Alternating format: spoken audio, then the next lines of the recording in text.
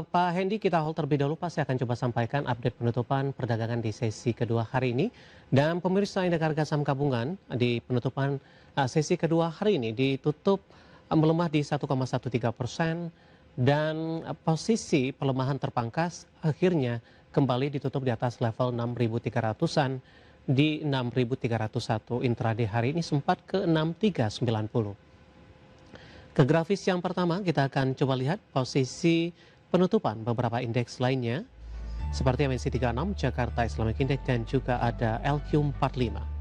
MNC 36 ditutup melemah di 0,66%, Jakarta Islamic Index melemah di 1,86%, LQ45 mengikuti, IHSG juga mengalami koreksi di atas 1% di 627. Rotasi pergerakan sektoral, barang baku mengalami tekanan yang cukup dalam di 2,93%, energi juga melemah di 2,32%, industri melemah di 2,30%, dan konsumsi non-primer tertekan di 1,59%. Pelemahan dari beberapa sektor ini terkait juga dengan sisi pelemahan saham-saham big cap yang ada di masing-masing sektor.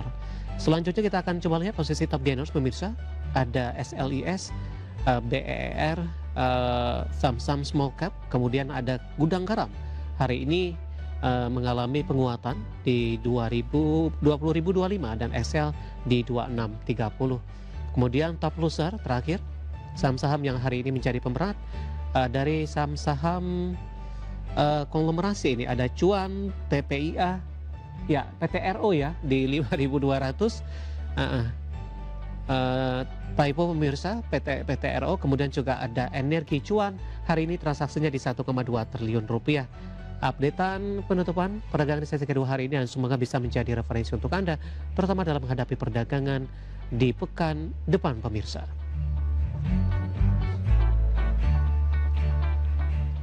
Kita akan jeda kembali dan tetap di tempat Anda. Setelah ini kita akan coba ulas beberapa pertanyaan yang masuk. Kami akan segera kembali sesaat lagi.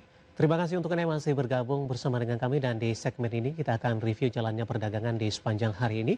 Dan kami ingatkan kembali Anda masih bisa berpartisipasi di WhatsApp interaktif seperti yang tertera di layar televisi Anda nantinya. Dan saat ini kami sudah terhubung melalui Zoom bersama dengan Bapak Dharma Putra Hendy Santoso, IHAB Sales YB Sekuritas Sudirman. Kita akan langsung sapa saja Pak Hendy. Selamat sore, apa kabar Pak? Selamat sore. Ini ada rilis indeks MSCI, kemudian juga asing mencatatkan net sell yang cukup besar di atas 1 triliun di sesi pertama. Nah, kalau dikaitkan dengan pola pergerakan indeks harga saham gabungan, sejatinya apakah indeks harga saham gabungan hari ini melemah di tengah profit taking investor asing, sementara efek dari MSCI rilis tidak begitu signifikan, Pak? Baik, kalau untuk saya melihat profit taking yang terjadi itu memang sudah sewajarnya, karena sudah kemarin ketika IHSG rally itu sudah retest ke resisten di 6.454 yang merupakan resisten dari last high-nya yang belum mampu dilewatin. Kemudian sempat turun untuk retest ke MA20, kemudian sempat mantul kembali. Hari ini terkoreksi kembali dan saya melihat ini memang ada aksi profit taking yang terjadi. Mengingat juga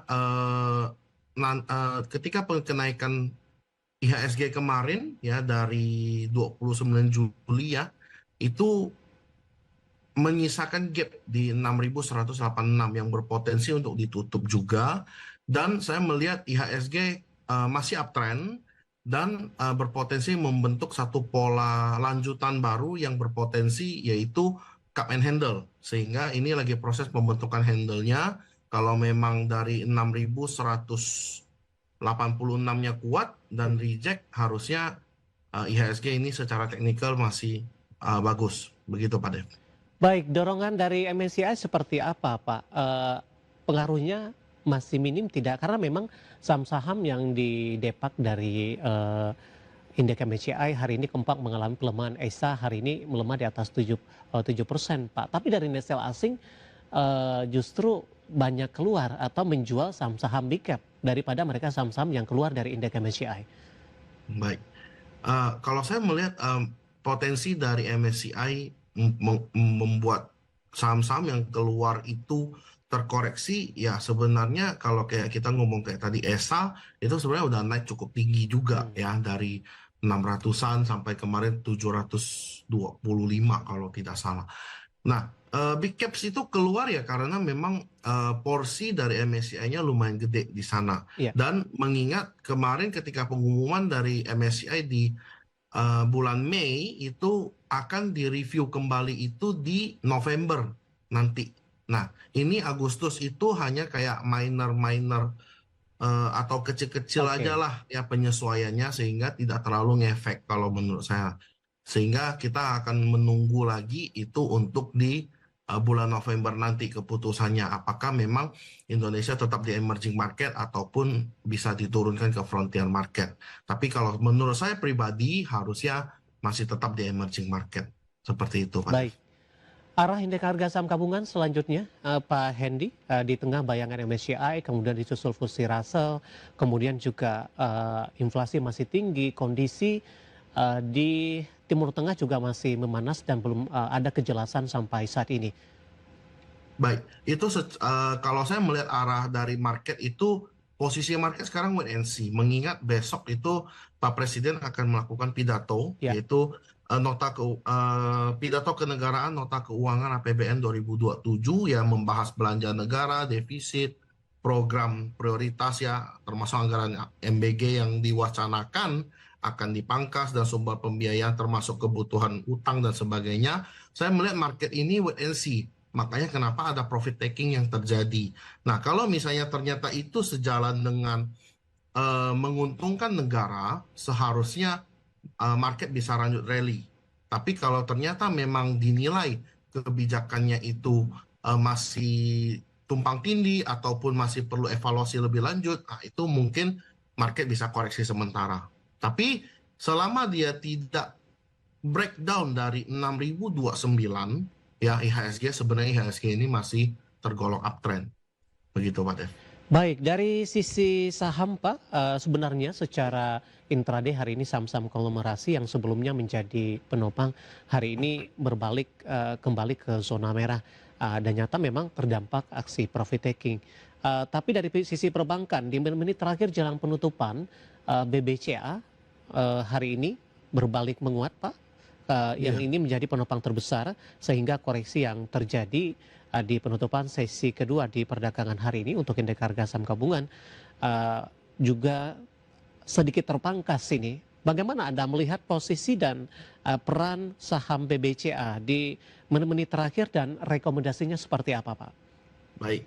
Kalau saya melihat Bank BCA ini termasuk penyelamat IHSG ya, kalau Ya, saya melihat belakangan, karena seringkali ketika konglomerasinya turun, Big Banks-nya itu mulai naik, dikepalai oleh BCA-nya itu sendiri. Nah, kalau saya melihat BCA itu sejak 7 Juli ya sampai hari ini, BCA itu masih dalam fase sideways, di mana area yang perlu kita jaga itu di area 6.075 sampai resisten di 6.500. Sehingga besok dan minggu depan, Pak, rekomendasinya seperti apa? Support dan resistennya?